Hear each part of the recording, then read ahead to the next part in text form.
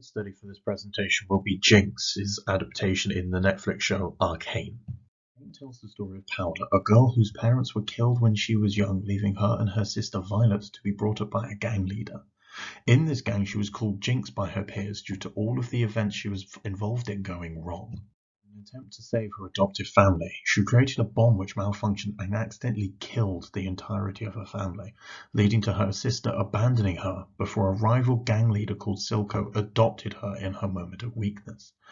Adopting the name Jinx, she now creates weapons and uses them to commit terror incidents for Silco. However, he was not prepared for the level of enjoyment she would find in the action of killing and torture. This presentation will be structured in line with the 5P model used in CBT formation, being the presenting, predisposing, precipitating, perpetuating, and protective factors. Further references will be made to Engel's biopsychosocial model, with biological, social, and psychological characteristics identified. Presenting factors are the means by which potential poor health can be detected. Jinx has a number of traits that would fall into the category of suggesting poor health. However, as an animation, it is harder to ascertain these by normal rules. As such, comparisons will be made to diagnoses or other characters that we know are healthy during the show. Jinx is depicted in her late teens, but is shown to have significantly paler skin, more sunken eyes, be shorter, and have reduced sex characteristics in comparison to other similarly aged women. Most notably amongst those is her sister Violet, who is said to be much more normal in build, suggesting that Jinx has abnormalities in her appearance.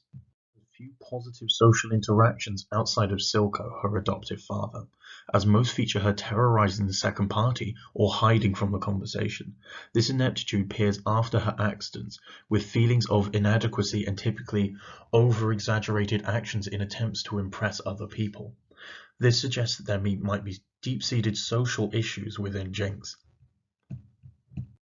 Jinx has visual and audible hallucinations, taking the form of her deceased adoptive brothers. These will react to Jinx's environment depending on her thoughts, while regularly antagonizing her, encouraging her to participate in actions that she usually would not have been comfortable with before the accident. Opposing factors are events that influence an individual's health development. Most of Jinx's health issues can be attributed to early experiences during her development, based on the socio-economic status of her adoptive family and the culture of the Undercity, both of which adversely affected Jinx's social and biological health. Arcane places significance on the incident in which she killed her family, with many of her traumas coming from this event and subsequent abandonment, a highly influential part of her psychological health. Undercity has most of its lacking elements reflected in the model displayed on this page, with few of the positive influences such as education or community networks being available, limiting the social mobility, a common contributor to crime and social stagnation. Dolman et al. Highlights issues with children's healthy development when exposed to metals and a lack of nutrition. These are prevalent in the Undercity as housing and sanitation do not protect the populace from exposure from harmful metals and gases, exacerbated by an absence of healthcare. As a segregated industrial location, there is limited access to food and especially nutrition, leading to issues with undernutrition and starvation. Identifies the correlation between early exposure to violent crime and subsequent development of emotional distress and violent tendencies. This emotional distress manifests in fears of abandonment, causing intense emotional episodes when separated from the perceived safety of family. This violence culture is depicted in the Enemy music video and is shown to involve the children of Arcane. The accident in which Jinx failed to save her family and subsequent abandonment is the primary cause of her poor psychological well-being. Being a child at the time struggling with bullying and parental abandonment already caused Jinx emotional distress. This, in conjunction with the intensity of grieving after the accident, significantly raised her likelihood of developing long-term emotional disorders such as depression, PTSD, amongst others. Subsequent lack of support by the loss of her family and abandonment of her sister would cause wild emotional outbursts seen in her saddened screaming and fast attachment to the first adult seen, being Silco. Further issue appears due to the violent nature of the event, causing an adrenal response in Jinx while lowering her serotonin level, typical in long-term trauma response. This affects her emotions and behavior, reflected in the uncontrollable screaming and subsequent attachment to the then stranger Silco, for whom fortunately took her in. Precipitating factors are the aspects that would take someone from being deemed as healthy to being diagnosed with a disorder. This presentation suggests a number of different disorders being present. This presentation will focus on the malnourishment, dissociative identity disorder, and borderline personality disorder. Most visibly is malnourishment, or undernutrition in this case. As previously referenced, Jinx's body appears to be underdevelopment with lower body to fat ratios than most adults. However, she has many examples of intense exhaustion and is considerably less mobile during action scenes. Poor concentration, growth, and energy levels, as reflected in the Get Jinxed music video, are all traits of undernutrition, supported by no examples of her consuming food seen in the show, suggesting a potentially unhealthy relationship with food. Additional credence is added to this by her being part of two high-risk groups, by coming from an impoverished background and being a female in her late teens. She likely has a dissociative identity disorder. As stated in the DSM-5, this requires an individual to have two distinct personalities and loss or distortion of memories in between them. These identities are divided between Jinx and Powder, with the former indulging in violent acts, while the other is timid and craves accompaniment. She regularly has episodes of derealization at triggers which remind her of her past traumas. Most of these traumas take the form of people who bullied her in her gang or as a result of the accident she caused. Regular distress is demonstrated by the disorder, with her recognizing she is not well and articulating it as Powder fell down a well. While abstract as a statement, it is said during a dissociative episode, demonstrating a confusion in her identity. Is that of borderline personality disorder, or emotionally unstable personality disorder as it's known now. The NHS highlights the difficulty people with this diagnosis have with feelings of loneliness and their instability in relationships. When applied to Jinx, she has intense emotional outbursts when thinking she has been abandoned, while also purposefully tormenting or even physically harming those close to her that she believes, rightly or wrongly, will leave her. She has spontaneous moments, many of these to protect her relationship with Silco by carrying out attacks on police officers, torturing, or even killing those who might risk this connection. As discussed, Jinx has intense emotional episodes, but while many of them are sad, she experiences heightened levels of anger, which motivate her violent actions, exacerbated by a sense of spontaneity. However, many of these violent actions could be said to be done by her alternate personality, given her confusion and mood changes after these actions are carried out. Perpetuating factors are the aspects of an individual's life that maintains their health. In the case of Jinx, she lives in a stagnant situation with minimal positive influences, causing her already poor health to escalate in seriousness. She still resides in the Undercity, meaning that the previously stated environmental factors still affect her, with the physical long-term effects starting to manifest in her body. Additionally, her mental well-being is maintained by regular hallucinations, dissociations, and violent actions. Experienced a number of long-term physiological effects due to prolonged exposure to the environmental conditions of the Undercity throughout her life.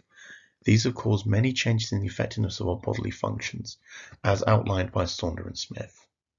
As part of living in substandard conditions, many would experience muscle atrophy and reduced cardiovascular function due to the limited nutrition and positive exercise opportunities. Additional effects will be seen on the immune system and lowered wound recovery, causing injuries to become more severe, contributing to the noticeably lower life expectancy of those in poor communities. Adverse changes in physiological function often lower one's self-respect, causing them to care little about themselves, which perpetuates these aforementioned issues. Jinx demonstrates on a number of occasions to experience this decreasing endurance and cases of injuries not effectively healing. She also has little self-care, demonstrated by stapling injuries closed, not refreshing clothes or nail varnish for extended periods of time. With prolonged poor psychological health require either treatment or changes in routine to aid the individual in question. This is not something that has happened with Jinx. People who do not receive treatment are placed at high risk of further emotional disorders. Specifically with social isolating disorders such as BPD, a markedly higher chance of developing depressive tendencies is observed. There are also higher chances of developing substance abuse or other self-destructive tendencies. By the end of Arcane, Jinx starts showing a number of depressive traits by becoming withdrawn and further isolated from those around her. While not participating in substance abuse, her constant desire for violence can be considered a long-term damaging behavior which increases throughout the show. Is that of protective factors, the influences in the world around an individual which help maintain the more positive aspects of their health. Despite rarely being shown during the events of Arcane, Jinx is able to participate in a number of activities that positively affect her health.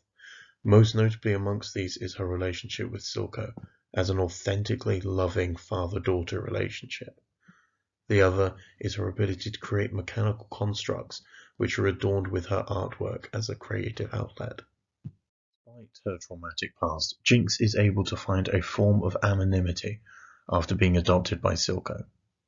Identified by Maslow, people need certain characteristics to be able to self-motivate and develop as an individual. Although identifiably as unwell, Jinx has many aspects of the hierarchy fulfilled and is able to develop as an individual over the events of Arcane following her adoption by Silco. While, as stated, her physiological and safety needs are not always met, the option exists for her to have them, as Silco has the capacity to provide them to her, but she actively chooses against these, controversially potentially choosing her emotional well-being over her physical health. This is different from Jinx in her youth, as she now has genuine love from a surrogate father who is able to function as a family while providing safety. As such, her goals are to achieve his respect through her mechanical skill mastery. Unlike in her past, this is able to create a safe space for her to express herself artistically and develop. Despite being a dysfunctional relationship by most understandings, both parties are serious in their feelings, and this is reflected in the positive effects it has on both parties involved. To conclude, Jinx clearly exhibits a number of poor health conditions which affect all aspects of her life, those being socially, psychologically, and biologically, all being present throughout her development and perpetuating into her adulthood. The majority of these issues can be attributed to her life being brought up in the Undercity, and significant trauma was created by her accident and subsequent loss of family. Something regularly revisited in hallucinations and other responses, perpetuating these feelings and exacerbating them into mental disorders. However, the seriousness and genuineness of her relationship with Silco and the unprecedented level of safety he provides her with is an important factor in her health, as while she cannot in any way be seen as healthy, there are factors that still protect her, and with correct nurturing someday she may be able to find some effective normalcy in life.